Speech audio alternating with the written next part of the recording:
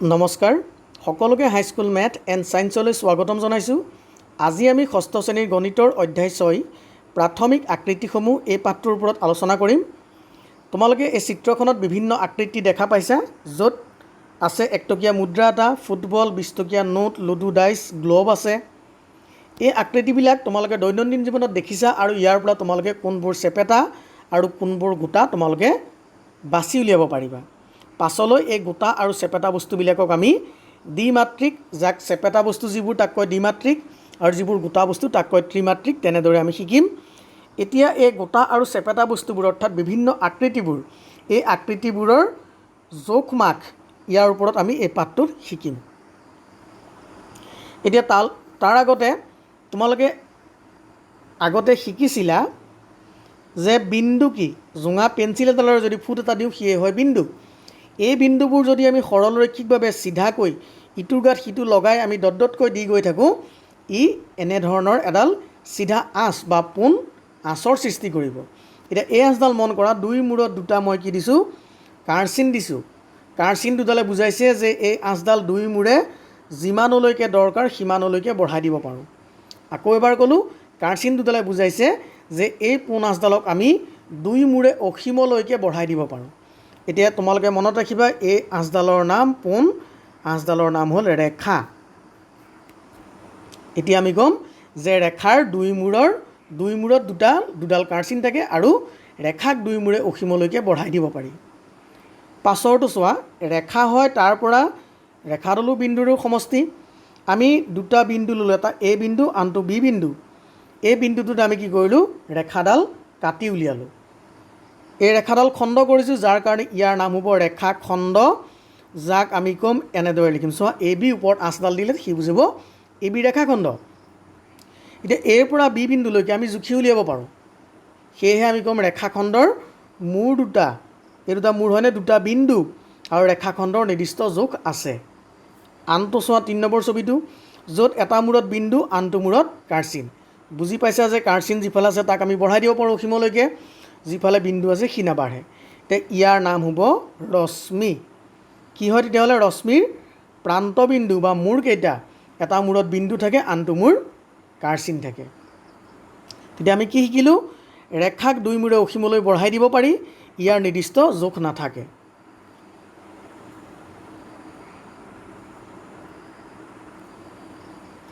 ৰেখাখণ্ড হ'ল ৰেখাৰ অংশ, অৰ্থাৎ ৰেখাৰ পৰা কাটি উলিওৱা খণ্ড, যাৰ কাৰণে তাক ক'লে ৰেখাখণ্ড। ইয়াৰ নিৰ্দিষ্ট জোখ থাকে। 3 নম্বৰটো হ'ল ৰশ্মি। ৰশ্মিক এটা দিশত বঢ়াই দিব পাৰি। কোনটো দিশত? যিটো মোৰ ফালে কাঁড়চিন আছে। এতিয়া তোমালোকে চিন্তা কৰা যে সূৰ্যৰ ৰশ্মি বুলি কোৱা হয়, কিয় সূৰ্যৰ ৰশ্মি বুলি কোৱা হয়?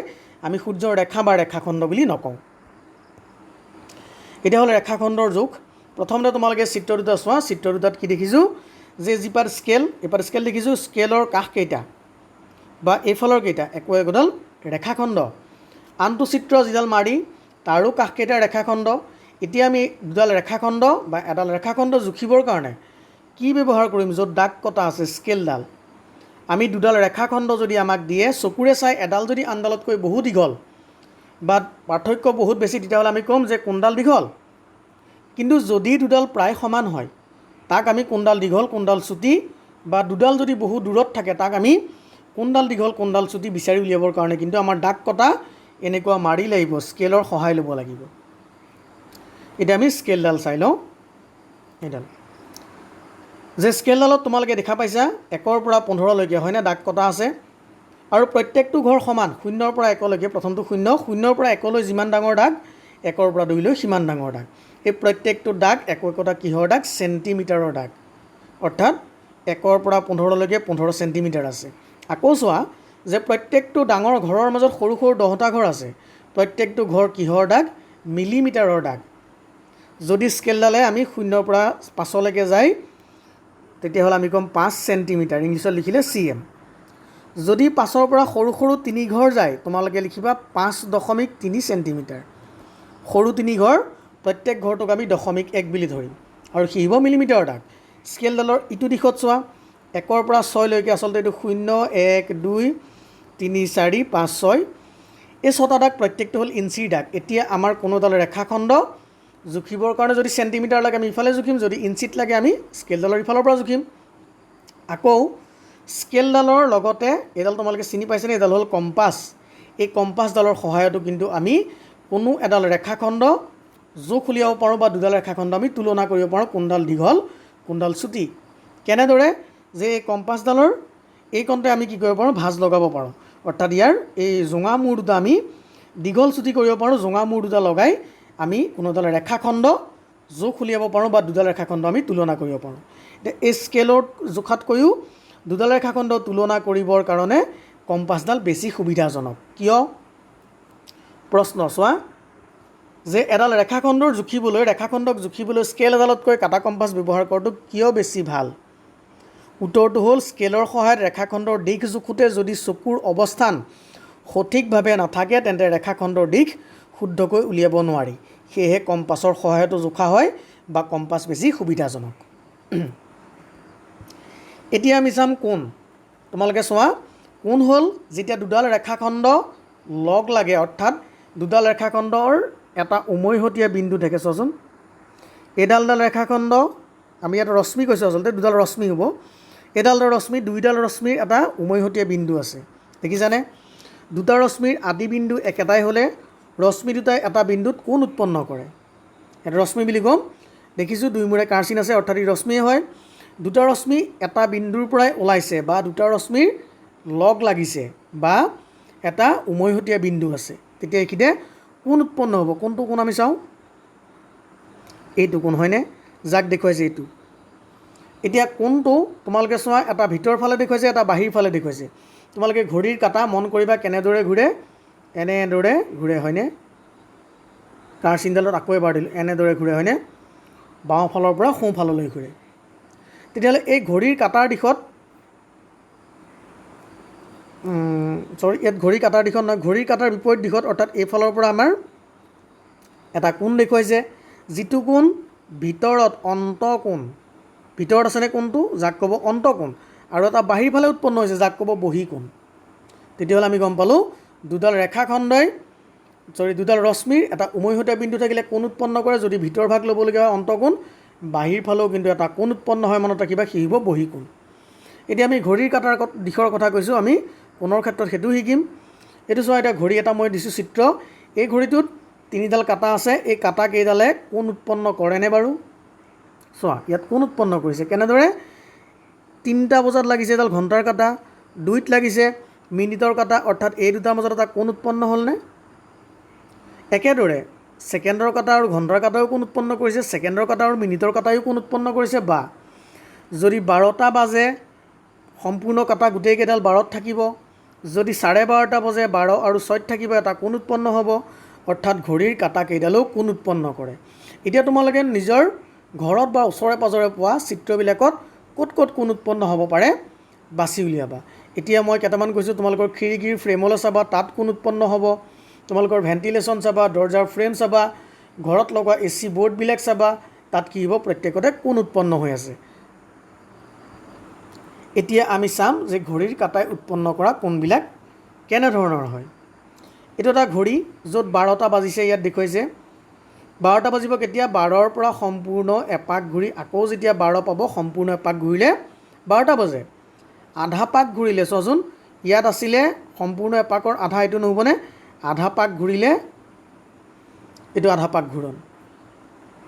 4 ভাগৰ এপাক ঘূৰিছে গোটেই ঘড়ীটোক আমি এনেদৰে সমানে 4 ভাগ কৰি পেলাব নোৱাৰোঁনে?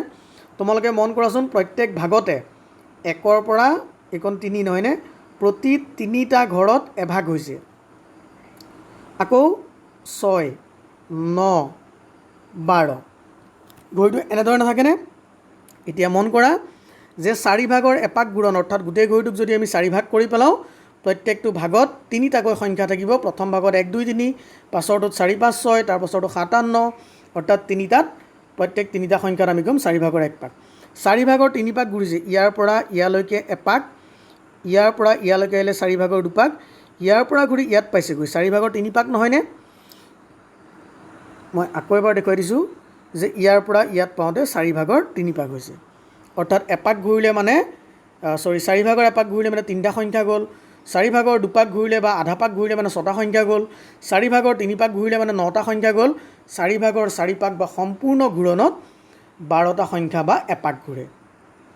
এতিয়া বিভিন্ন কোণ উৎপন্ন হৈছে চোৱা, এইটো এটা কোণ, এইটো এটা কোণ, এইটো এটা কোণ, কোণবিলাক দেখি পেলাই আমি ডাঙৰ সৰু চকুৰে ক'ব পাৰিম বা চকুৰে চাই ডাঙৰ সৰু ক'ব পাৰিম যদিও কোণবিলাকৰ নাম থাকে। এইটো চোৱাচোন, যেতিয়া ঘড়ী কাঁটাডাল সম্পূৰ্ণ এপাক ঘূৰে তেতিয়া উৎপন্ন হোৱা কোণটোক সম্পূৰ্ণ কোণ বুলি কয়। দেখিছানে, এইটো সম্পূৰ্ণ কোণ যাৰ মান হ'ব 360 ডিগ্ৰী। আজিৰ পৰা মনত ৰাখিবা, এটা বৃত্তত থাকে 360 ডিগ্ৰী আৰু এটা আচৰিত কথা, এটা বিন্দুত থাকে 360 ডিগ্ৰী। এটা বিন্দুত আজিৰ পৰা তেতিয়াহ'লে মনত ৰাখিবা কিমান ডিগ্ৰী কোণ থাকে, 360 ডিগ্ৰী। ঘড়ী কাঁটাডাল যেতিয়া আধা পাক ঘূৰে, এনেকুৱা চিধা হৈ থকা নাইনে, ইয়াত চোৱা, এইটো আধা পাক ঘূৰিছিল হয়নে? যেতিয়া আধা পাক ঘূৰিছিল এনেকুৱা চিধা এডাল আঁচ হোৱা নাছিলনে? যাৰ কাৰণে আমি ক'ম আধা পাক ঘূৰিলে যিটো কোণ উৎপন্ন হয়, এডাল চিধা আঁচ হয়, আঁচডালৰ কিমান ডিগ্ৰী কোণ থাকে আজিৰ পৰা মনত ৰাখিবা, 180 ডিগ্ৰী কোণ থাকে। কোনফালে? এফালে 180 ডিগ্ৰী, তলফালেও 180 ডিগ্ৰী। তেতিয়াহ'লে আমি ক'ম এটা 180 ডিগ্ৰী কোণ উৎপন্ন কৰে। 180 ডিগ্ৰী কোণৰ নাম কি চোৱাচোন? সৰল কোণ। আকৌ যেতিয়া ঘড়ী কাঁটাডাল 4 ভাগৰ এপাক ঘূৰে, এনেকুৱা হোৱা নাছিলনে? এনেকুৱা কোণটোক কয় 90 ডিগ্ৰী কোণী, যাক কয় ইয়াত দেখুৱাইছেনে সমকোণ। এইটো দেখিছেনে, সমকোণ বুলি কোৱা হয়। তেতিয়াহ'লে তোমালোকৰ খিৰিকীৰ ফ্ৰেম, দৰ্জাৰ ফ্ৰেম এইবিলাকত তোমালোকৰ কি কৰে, এই কোণবিলাক প্ৰত্যেকটো চুক হয় সমকোণ। সমকোণবিলাক প্ৰত্যেকটো চুকত কি থাকে, সমকোণ থাকে। এতিয়া কোণ জুখিবলৈ ব্যৱহাৰ কৰে এডাল দেখিছেনে, কোণমাপ যন্ত্ৰ বা কোণমান যন্ত্ৰ। ইয়াত দাগ কটা আছে, ইয়াৰ পৰা ইয়ালৈকে 180 ডিগ্ৰী। আকৌ ওলোটা ফালৰ পৰাও দাগ কটা আছে। এতিয়া আমি যিটো কোণ জুখিম সেই কোণটোত আমি কোণমাপ যন্ত্ৰডাল কেনেকৈ উলিয়াম জানিব লাগিব। আমাৰ এটা কোণ দিয়া আছে, ধৰি ল'লোঁ এইটো এটা কোণ। কোণমাপ যন্ত্ৰডাল লগাওঁতে সদায় তলৰ আঁচডাল যিডাল আছে সেইডাল এই কোণটোৰ তলৰ আঁচডালৰ ওপৰত সম্পূৰ্ণৰূপে মিলি যাব লাগিব। আৰু ইয়াৰ যিটো মধ্যবিন্দু কোণটোৰ সেই উমৈহতীয়া বিন্দুটোত লগাব লাগিব। লগাইছেনে তেনেকৈ? তাৰপাছত আমি দেখা পাইছোঁ বাকী বাহুটো কোনফালে যায় যাওক, আমি বাকী বাহুটো ইয়াত জুখি উলিয়াম। এতিয়া তোমালোকে এইফালৰ পৰা জুখিবা, অৰ্থাৎ এইফালৰ পৰা 10, 20, 30, 40, 50 এই দাগবিলাক চাই যাবা। কোণমাপ যন্ত্ৰৰ সহায়ত ঘৰত তোমালোকে কোণ জুখিবলৈ চেষ্টা কৰিবা। এতিয়া বিভিন্ন প্ৰকাৰৰ কোণ যাৰ নাম আছিলে, মই কৈছিলোঁ সূক্ষ্ম কোণ। 90 ডিগ্ৰীতকৈ সৰু কোণক কয় সূক্ষ্ম কোণ। 90 ডিগ্ৰী মানে এনেদৰে আছিল হয়নে? তাতকৈ সৰু হ'ব সূক্ষ্ম কোণ। এতিয়া আমি ক'ম সূক্ষ্ম কোণ কোনবিলাক? যিবোৰ কোণ 0 ডিগ্ৰীতকৈ ডাঙৰ আৰু 90 ডিগ্ৰীতকৈ সৰু। ধৰিলোঁ এটা কোণ আছিলে, যিটো কোণক ক'ব সূক্ষ্ম কোণ, 90 ডিগ্ৰীতকৈ সৰু হ'ব। 90 ডিগ্ৰী কোণ হ'লে কি হ'ব? সমকোণ। 90 ডিগ্ৰীতকৈ ডাঙৰ কিন্তু 180তকৈ সৰু। ভাগকেইটা ক'ত কৰিছোঁচোন? 90 আৰু 180ত কৰিছোঁ। এতিয়া 90তকৈ ডাঙৰ 180তকৈ সৰু হ'লে এইটো স্থূল কোণ বা বৃহৎ কোণ বুলি কয়। 180 ডিগ্ৰী কোণ এডাল চিধা আঁচ, তাৰ নাম কি? সৰল কোণ। 180তকৈ ডাঙৰ, কিহতকৈ সৰু? 360তকৈ সৰু, সম্পূৰ্ণ কোণটোতকৈ সৰু, যাক ক'ব প্ৰবৃদ্ধ কোণ। এইকেইটা তোমালোকে মনত ৰাখিবা। এতিয়া আমি চাম যে আমাৰ হাততো কোণ থাকিব পাৰে নেকি। চোৱাচোন, একদম কনিষ্ঠ আঙুলিটো আৰু বুঢ়া আঙুলিটোৱে 90 ডিগ্ৰী কোণ কৰে। অনামিকা আঙুলি আৰু কনিষ্ঠ আঙুলিয়ে 30 ডিগ্ৰী কোণ কৰে। যিটো মধ্যমা মাজৰ আঙুলি আৰু কনিষ্ঠ আঙুলিয়ে 45 ডিগ্ৰী কোণ কৰে। আৰু যিটো এই আঙুলিটো তৰ্জনী, সেই আঙুলিটোৱে আৰু আমাৰ কনিষ্ঠ আঙুলিটোৱে 60 ডিগ্ৰী কোণ কৰে। কোণবিলাক আমি তেনেদৰে অনুমান কৰিম, প্ৰায় সম্পূৰ্ণ 60 বা সম্পূৰ্ণ 90 হ'ব লাগে বুলি কথা নাই, কিন্তু প্ৰায় তেনে ডিগ্ৰী কোণ কৰে। ঘৰত এনেদৰে হাতখন মেলি চাবা, প্ৰথম দুটা আঙুলিয়ে কিমান কোণ কৰিছে, একদম কনিষ্ঠটোৱে আৰু 3 নম্বৰটোৱে কিমান কোণ কৰিছে, কনিষ্ঠটোৱে বুঢ়া আঙুলিটোৱে কিমান কোণ কৰিছে। ঘৰত তোমালোকে চেষ্টা কৰিবা আৰু কোণবিলাক অনুমান কৰিবা। এতিয়া আমি গ'লোঁ অনুশীলনীৰ প্ৰশ্নোত্তৰলৈ। নিজে কৰা বুলি কৈছে, এইকেইটা চাওঁ আমি কিনো আছে।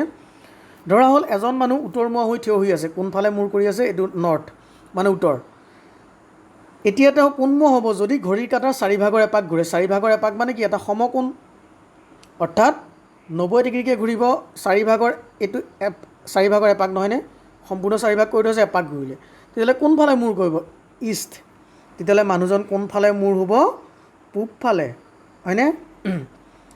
যদি আকৌ চাবা ঘড়ীৰ কাঁটা বুলি কৈছিল নহয়, ঘড়ীৰ কাঁটাডাল এনেদৰে ঘূৰে দেই, মনত ৰাখিবা। ঘড়ীৰ কাঁটাৰ বিপৰীত বুলি ক'লে আমি এনেদৰে ল'ম। আকৌ কৈছে ঘড়ীৰ কাঁটাৰ দিশত দুভাগৰ এপাক, এই গোটেইটো চাৰিভাগ আছে, চাৰিভাগৰ দুভাগ হ'লে দুভাগৰ এক হ'ব, অৰ্থাৎ মানুহজন এইফালে মূৰ কৰিব, ই হ'ব উত্তৰৰ সম্পূৰ্ণ বিপৰীত হ'ব, দক্ষিণ, তেতিয়াহ'লে মানুহজন কোনফালে মূৰ কৰিব, দক্ষিণ ফালে। ঘড়ীৰ কাঁটাৰ বিপৰীত দিশত চাৰিভাগৰ এভাগ, ঘড়ীৰ কাঁটাৰ বিপৰীতে এনেকৈ নহ'বনে, চাৰিভাগৰ এপাক ঘূৰিছে, মানুহজন ৱেষ্ট মানে পশ্চিম, কোনফালে মূৰ কৰিব মানুহজনে, পশ্চিম ফালে মূৰ কৰিব, পশ্চিম। ঘড়ীৰ কাঁটাৰ বিপৰীত দিশত চাৰিভাগৰ তিনিপাক ঘূৰে, এইটো আমি আকৌ চাওঁ এবাৰ। ঘড়ীৰ কাঁটাৰ বিপৰীত চাৰিভাগৰ তিনিপাক, এপাক, দুপাক, তিনিপাক, ঘড়ীৰ কাঁটাৰ বিপৰীতে চাৰিভাগৰ তিনিপাক ঘূৰিলে মানুহজনে মূৰ কৰিব পূবফালে। বুজি পাইছা নিশ্চয়। এতিয়া আমি চাম এটা ঘড়ীৰ কাঁটাৰ ঘণ্টাৰ কাঁটাডালে কিমান সমকোণ ঘূৰিব যদি কাঁটাডাল 1ৰ পৰা 4 লৈ যায়, কেইঘৰ গৈছে, 2, 3, 4, 3 ঘৰ গৈছে, মানে 1 সমকোণ। আমি জানো 3 ঘৰ গ'লে 1 সমকোণ হয়, অথনি আমি চাইছিলোঁ সেইটো। 3ৰ পৰা 9 লৈ কেইঘৰ গৈছে, 6 ঘৰ গৈছে, 3 ঘৰত যদি 1 সমকোণ হয়, 6 ঘৰত 2 সমকোণ। 10ৰ পৰা 1 লৈ 11, 12, 1, 3 ঘৰ গৈছে, 1 সমকোণ। এতিয়া সমকোণ শব্দ লিখিবা। 9ৰ পৰা 6 লৈ যায়, এতিয়া চোৱা ঘড়ীটো যদি 12, 3, 6, 9, 9ৰ পৰা 6 লৈ গ'ল, এপাক ঘূৰিল, দুপাক ঘূৰিল, তিনিপাক ঘূৰিল, কেইটা সমকোণ গ'ল, 3টা সমকোণ গ'ল, আমি ক'ম 3 সমকোণ। নিশ্চয় বুজি পাইছা। তাৰপিছত এতিয়া চোৱা তলৰ কোণকেইটাক ডিগ্ৰীত দিয়া আছে, ইয়াত সূক্ষ্ম কোণ, স্থূল কোণ, প্ৰবৃদ্ধ কোণ বিচাৰি উলিয়াব লাগে।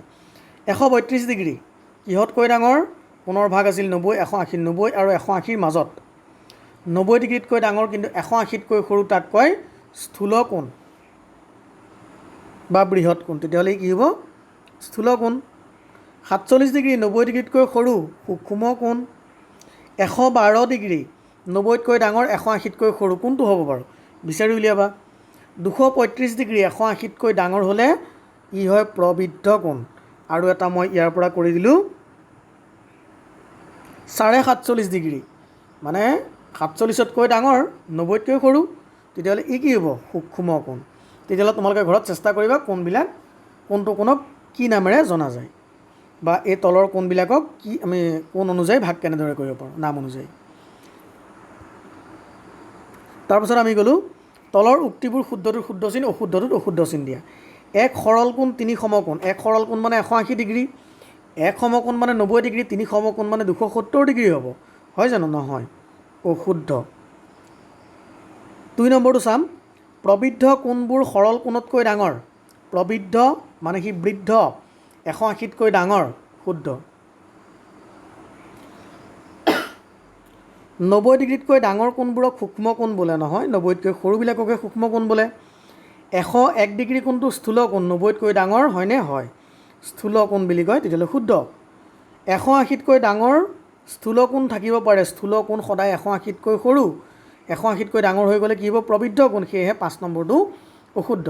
এতিয়া তোমালোকে মই ঘৰত কৰি দিয়াকেইটা আকৌ এবাৰ চাবা, ভিডিঅ'টো পজ কৰি তোমালোকে মই কি কৈছোঁ দৰকাৰ হ'লে নোটবহীত লিখি যাবা, নোটবুকত টুকি যাবা, আৰু পৰৱৰ্তী ভিডিঅ'ত আমি এই পাঠটোৰে ত্ৰিভুজৰ বিষয়ে শিকিম। ধন্যবাদ।